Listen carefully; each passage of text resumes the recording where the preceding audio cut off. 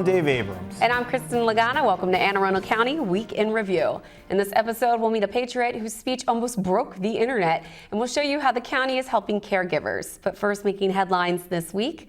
In a couple of weeks, we'll be talking all about the county budget for next year. Well, citizens can get a head start with 2 community meetings coming up later this month. Budget officials and the county executive will host these events where they will present an overview and take questions from the audience. There are 2 chances to get involved and make your voice heard. The first is on April 19th at Crofton Elementary School. The second is April 27th at Severna Park Middle School. County Executive Steve Shue will present his proposed budget to the County Council on May 2nd in Annapolis. Of course, we'll broadcast that presentation live right here on Arundel TV. If you really want to do your homework, you can read this year's budget documents and also watch last year's speech online. Just go to aacounty.org and click on Budget under Departments. The video is on our YouTube page. Just search for Arundel TV. I heard one of our projects in the capital budget was going to be highlighted this month as well, Dave, right? The Fort Smallwood boat ramp. Fort Smallwood boat ramp. How cool is that? It's very cool. I am so excited for that. It is going to make my summer. I just have a feeling. Yeah. How far is that from you? Probably about 5 minutes. 5 minutes? Yeah. And walk there? Nah, it's kind of as the crow flies. Oh, okay. It's on the next peninsula over for me. I see. But it's really exciting, and I think people are going to love it. And I mean, if you have a boat on a trailer, you got to drive all the way down to Annapolis to put it in the water. If you don't either have your own marina or have a community that has, my community has a boat ramp. But it's really going to be a great amenity. I can't say amenity. And the people already love Fort Smallwood Park, so this is just going to step it up another notch. Yes, lots of exciting improvements right now, health-wise and recreation-wise to our waterways. What do you want in the budget this year? What do you want from Santa? What do I want? I don't know. Don't you want more recycling? Well, I mean, we're already trying to encourage residents to recycle more often, recycle as much as you can. And it generates revenue. That's right. It doesn't cost money, it generates revenue, blah, blah, blah. Well, Kristin, anyone who lives or works around Fort Meade has been hoping for some traffic relief for quite a while now. Governor Larry Hogan joined county officials to announce that help is on the way. The governor announced $139 million to widen Route 175 to 6 lanes from Interstate 295 to Mapes Road, as well as replacing the interchange and bridges. The state will also widen the road from Disney Road to Reese Road to a 6-lane divided highway. Our proposed budget allocates an additional $231 million in highway user revenues to local governments, an increase of 18.9%. That included $63.1 million to Anne Arundel County to be restored over the next 6 years. I've made it very clear that building, maintaining, and fixing Maryland's roads and bridges would be our top transportation priority, and we are doing exactly what we said we would do. We've committed an unprecedented $2 billion in shovel-ready infrastructure projects to finally move us forward on the top priority road projects in every single jurisdiction in the state. So great news for everyone who works around Fort Meade. Kristin, this is something we've been waiting for a while. It's very exciting, and we'll be talking to someone on the program a little later who works on Fort Meade. We have a very Fort Meade kind of theme going on today. Very exciting. Well, after Villanova's buzzer beater to beat North Carolina for the men's basketball championship, we're guessing the phones at the admissions office in Philadelphia are ringing off the hook. Well, one local school is holding a college and career fair this week to give students an up-close view of their options. The fair will be held this Tuesday, April 12th at Glen Burnie High School. Leslie Beavers, the organizer of the event, said there will be something there for everyone. We have over 50 vendors that will be here. Vendors like BWI Airport, BG&E. We have Keith Mills, he's a reporter, DJ from 92Q, so his various careers, and people that have, lent themselves to come out for the afternoon to talk to our kids about their jobs or about their colleges. Once again, that's 10:30 a.m. at Glen Burnie High School. If you think your business would be perfect for this event, it's not too late to call Leslie at 410-761-8950, extension 312. Sounds like a great opportunity for our students. Yeah, maybe for me. For you. And also in the morning, they're going to have one-on-ones with the students so they can get individual, attention. Counseling, or counseling doesn't sound like the right word, but it's always great for kids to have that experience because It seems like in today's world, you're always, you're pushing a button on a website to apply for a job, and you're really, let this be a lesson to you kids. You got to talk to people face to face. Back in my day. Yeah, when I was a child, Get off my we lawn. walked 5 miles to Both Fort ways. Smallwood Park in the snow, driving rain, and cattle walking along the street, Real cattle. stepping on our feet. Yeah, that's right. Well, we're going to take a quick break, and when we return, we'll talk to Sergeant Major Rodwell Forbes about his speech that took over the internet. Take a look at our community calendar for events happening around town, and we'll be right back.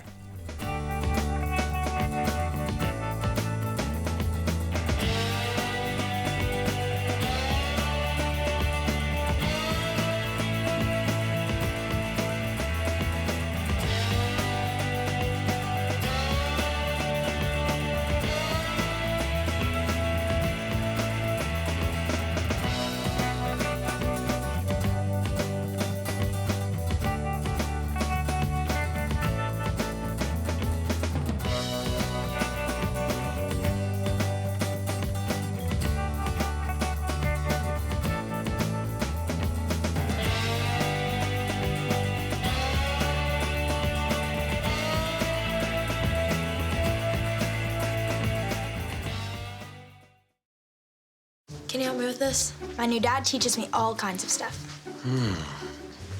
Sure. He helps me with homework. That would be 3.6795. Thanks. Yep. He helps me with my decision making. I wouldn't use this one. Ever. And he's even teaching me how to drive. And that's why cars have bumpers. I'm learning so much. You don't have to be perfect to be a perfect parent. Thousands of kids in foster care will take you just as you are. Welcome back. Well, last week there was a Vietnam Veterans Welcome Home event that was held at BWI Hilton. Nearly 800 people were in attendance, but the real party was online when over 1 million viewers have now checked out a clip from our guest today. Take a look.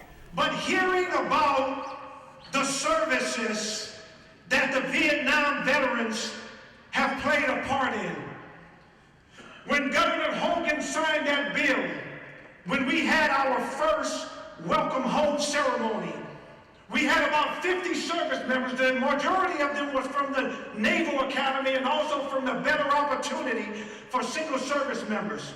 And so they came into this auditorium and they did the welcome home salute. And when we marched out of the auditorium, I gathered all of the service members around me, and what caught me off guard was that they were in tears. And I asked them, what did I miss? And they said, Sergeant Major, we never knew. We never knew that the Vietnam veterans were not welcome back home, that you were called baby killers, that you were spit upon, that you were not received well to this great United States of America. And so to hear their heart set and to see those young service members, how it impacted their hearts, they are going to be the ones that carry the torch forward to say, not on my watch. And now it is our great honor and privilege to welcome to the show today Command Sergeant Major Rodwell Forbes. Sir, thank you so much for joining us on the program today. You're a viral sensation. You're viral, yes, yes. Dave lives for viral sensations. So I've got to ask, when you were at this event, and this was a powerful speech, lots of energy, lots of passion, did you ever have any inkling that it was going to spread to over 1 million people by the time it got online? No, I had no idea that this would transpire. It was all about, serving the Vietnam veterans for what they did to establish the pathway for us to follow. So when this was presented and Governor Hogan signed the bill last year for the Welcome Home Vietnam veterans, that was our first time being a part, working with the Hospice of Chesapeake and also the Naval Academy. And they asked us if we would be willing to come forward to serve in this capacity. And we said, absolutely. And that was a no-brainer. And so we went ahead and did it. And the first time they had roughly between 200 to 250 Vietnam veterans and family members. And we had roughly around 50 service members to go and do the welcome home salute.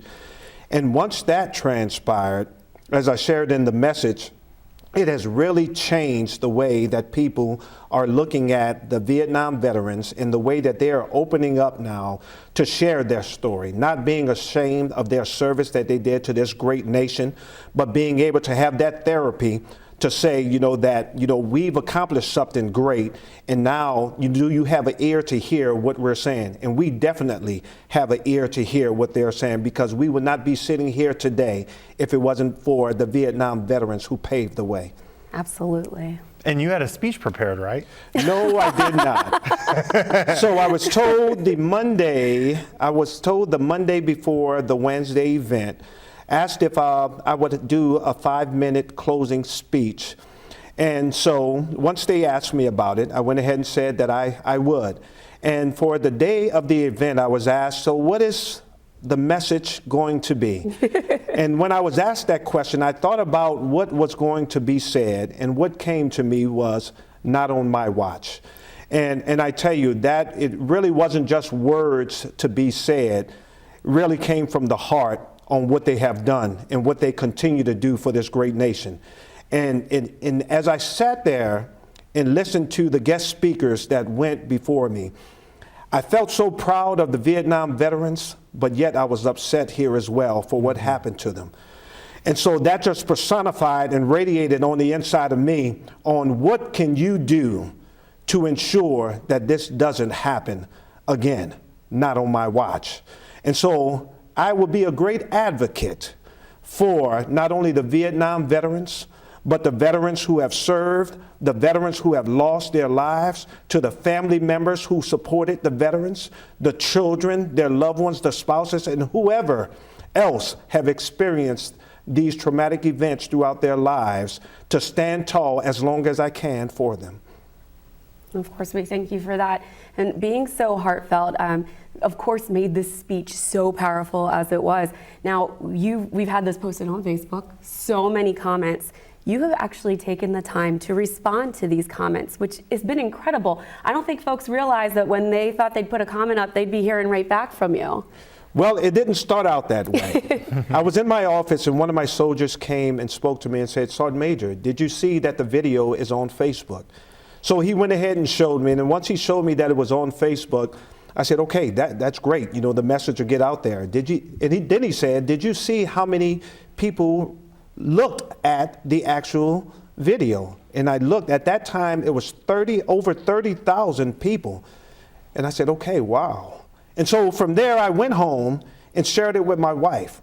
And I told my wife, Miss Patricia Forbes, that AKA Sweet Pea. Good shout out. Good shout out. Very smart. I went ahead and told her that it was on the Facebook page, and I showed her all the responses. And I said, you know what? I really do not know what to do with that.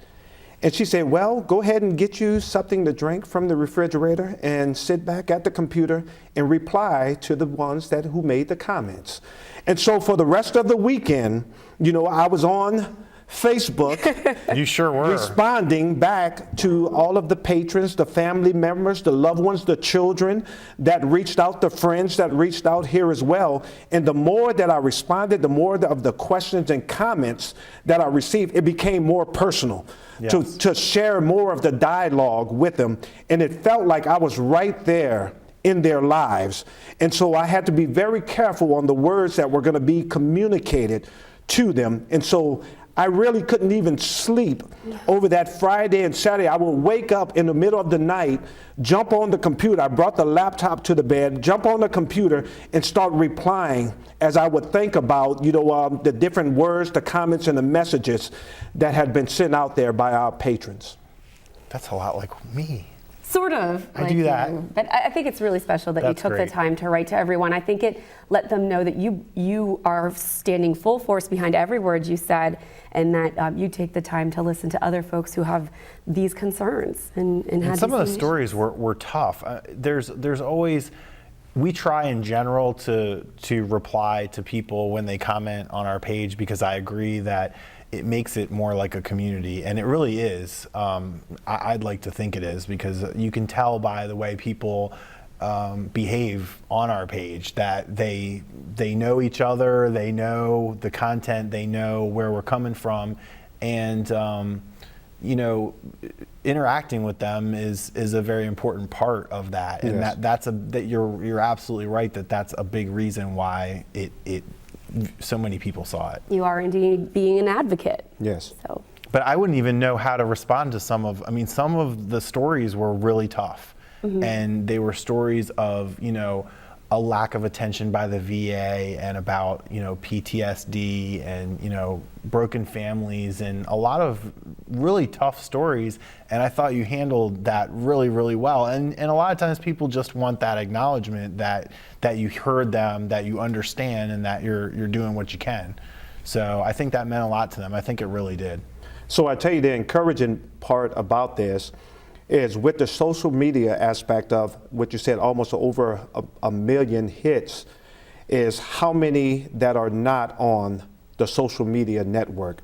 And that's what really concerns me as we go forward, because on Fort George G. Meade, we have a little bit over 54,000 people on the installation, and we serve roughly about 145,000 within a 40-mile radius, in a huge population. You know, a huge portion of that population is our retirees. And so at any given time on the installation, we'll have veterans all throughout the day. You know, as you go out and about, you know, they'll bend your ear to discuss different issues, their quality of life, their well-being, their medical states, and to be able to share that information. But what has charged us even more so at the Garrison is to really take that time to listen to their heart set on what issues they are concerned with. Because if it's important enough for them, we are currently in a position to do something about it. And that's what really radiates about the Not On My Watch. You know, what are we here for? All this rank does that's on my sleeve and on the Garrison Commander, Colonel Brian P. Foley, it gives us a larger platform to serve those in the community. And that's what we are here for, to be those advocates who feel that their voice may not be as strong. And just as in the comments, some even felt that all hope was lost, that there is no help for them. But as long as they have breath in their body, there is still hope. And we will continue to fight. We will continue to advocate. We will continue to be the voice for those who feel that their voices are not being heard. Absolutely.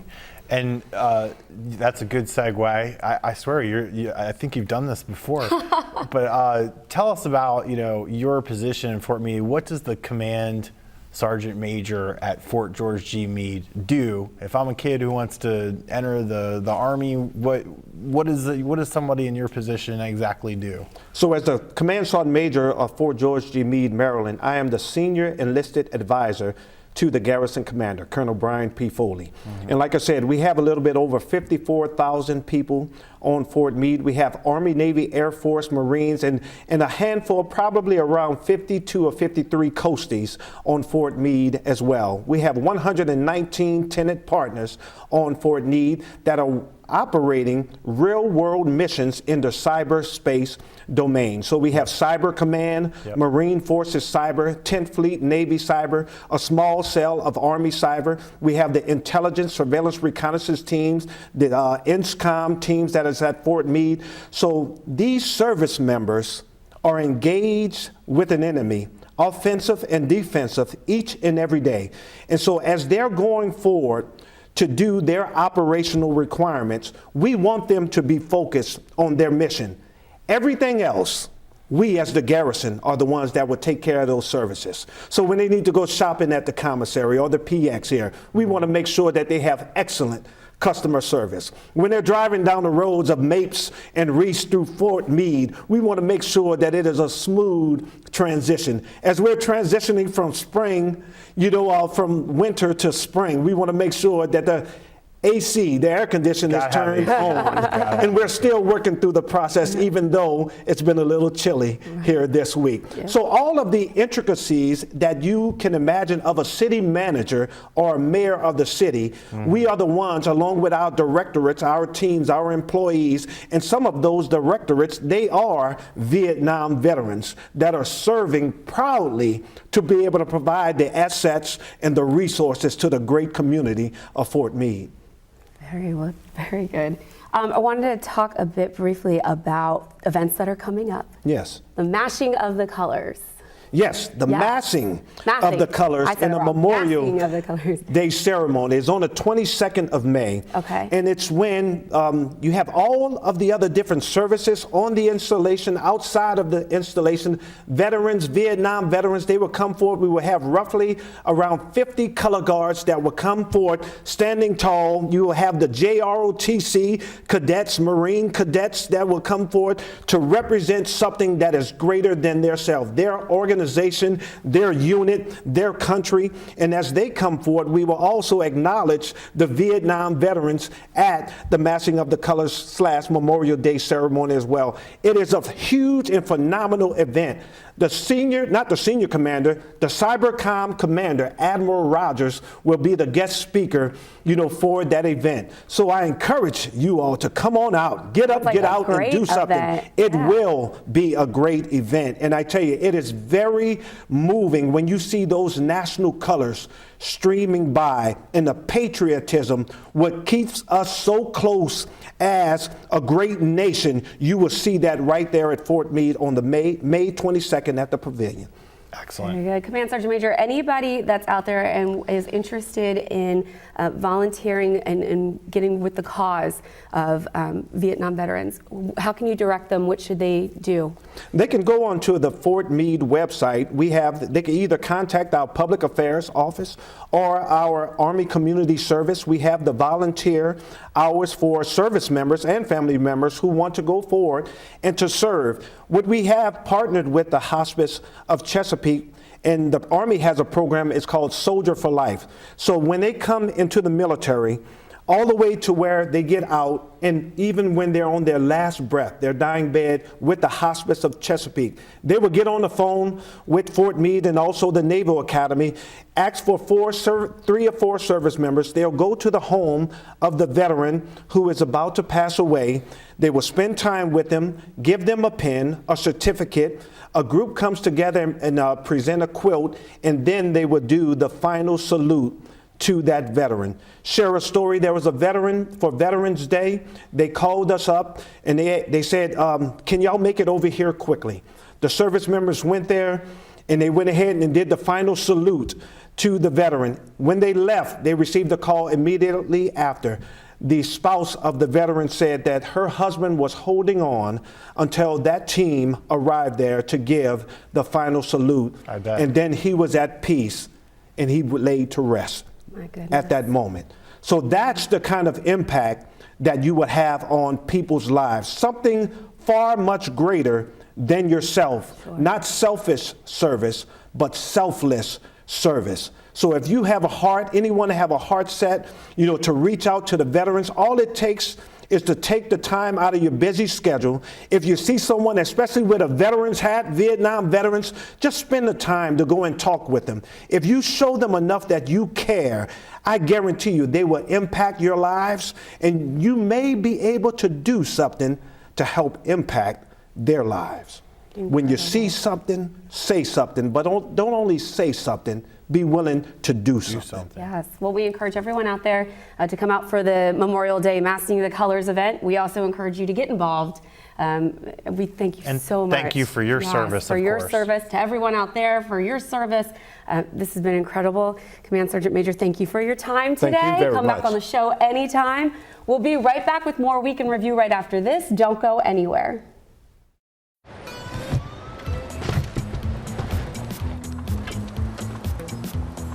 It's a short ride from your neighborhood to your naturehood. To find a neighborhood park or green space near you, visit discovertheforest.org. Welcome back. There are caregivers all over the county who are helping care for an elderly parent or relative, and one of the most challenging diseases is Alzheimer's. The Department of Aging and Disabilities has a special program that helps younger people stimulate what it feels like to have dementia so they can understand better what is happening. Our own Sara Gannon is with Mary Chaput with more. Thanks, guys. Today I'm here with Mary Chaput from the Aging and Disabilities Department. Mary, thank you for joining me today. Can you talk a little bit about the virtual dementia tour that's going on in the county? Sure. Virtual Dementia Tour is an experiential learning experience so that people have a good idea of what it's like to have dementia. We do it here in the county for family caregivers so that they understand what their loved ones are going through and that they learn better ways to communicate that with them. But we've also expanded the tour so that we're working with area high schools as well as with Arundel County Police Department recruits. Now, is there a charge for the training? No, there's no charge. For family caregivers, we're able to cover the charges through a grant that we have with the National Family Caregiver Support Program. And, we're working with the high schools and the police department because we feel that it's important for them to understand how to communicate better. Yeah, from my understanding, in the county, there's some children that are actually working with parents and grandparents now with dementia. Can you tell me a little bit about what you cover in, what do you experience in the tour? Sure. Well, first of all, I want to say that the actual education program is owned by a nonprofit in Georgia called Second Wind Dream. So they developed this and they're doing ongoing studies on the effectiveness of this. And so when we're working in the high schools, as you said, we have a lot of students that are actually dealing with this on an everyday basis. So what the tour does is, we do a pre-test and a post-test of the experience, and the people that go through it, we garb them with equipment that alters their senses. So we're altering their audio sense and their visual sense, their tactile sense, and then we give them tasks to do, and we time them. And when the time's up, they do, as I said, they do a post-test. But the important piece of this also is that we do an education program at the end. So we don't just put people through the tour, have them, become upset by what they've experienced. We then sit down and talk about how they felt and process those feelings, talk about how it relates to the person that they're caring for, and then give them some tips on better communication skills and better ways to handle the behaviors and maybe even eliminate the behaviors that they're dealing with. Sure. Now, can you tell me what is the big population of people that start with dementia, the age range? Well, what we see mostly is folks that are, I'd say, 75 and older. However, we have a growing population here in this county as well as throughout the country of folks that are in their 30s and 40s and 50s that are being diagnosed with Alzheimer's disease. Wow. I actually have, my grandmother suffered from dementia, so this is an awesome thing that you are bringing to the county, and I appreciate your work with Aging and Disabilities and Pam Jordan and her group. So thank you, and just keep up the good work. Thank you. Back to you in the studio. Thanks, Sarah. Again, if you want to reach Mary, call 410-222-4464, extension 3043. So, Kristin. So, Dave. It's your favorite time of the year. It's not Christmas, it's not Easter, it's not summer break, it's not spring break. It is baseball season. Opening day. So, how was it? Okay, so walk us through. You're an Orioles fan, correct? Yes. Just in case people didn't know. Yes. Okay. I've been waiting for this day. I was so excited that we were going to have this beautiful spring day to go to opening day, and then what happens? It's like 40 degrees. It's like 40 degrees out. It's raining. We had a really nice time. We walked down to the stadium from the house, so it was nice. I mean, from all those selfies, you would have thought it was like wonderful outside. Yeah, it was nice for a while. Time. It was really cool that we went to a local radio event. And we got to meet people from the Kane Show. My sister loves the Kane Show, so we got our picture with the Kane Show cast. That wasn't a big deal for you, though. No, because I was like, I'm from Week in Review. You should be asking for my autograph. Kane yes, Show. I know Dave Abrams. Kane Show. What, Kane who? But that was really fun. But yeah, we got into the stadium. We got 3 innings in. We got to see some points go on the board. And then, yeah, it was just, we were up in one of the upper levels and the rain was beating down on us. It just wasn't enjoyable. I felt bad because it was the first time I actually got to go to a game on opening day. And I wish I would have toughened it out. I was at work. Oh, you were at work. I wish, sorry about your luck. I wish I had toughened it out and waited around, but they ended up tarping the field. Wait, what?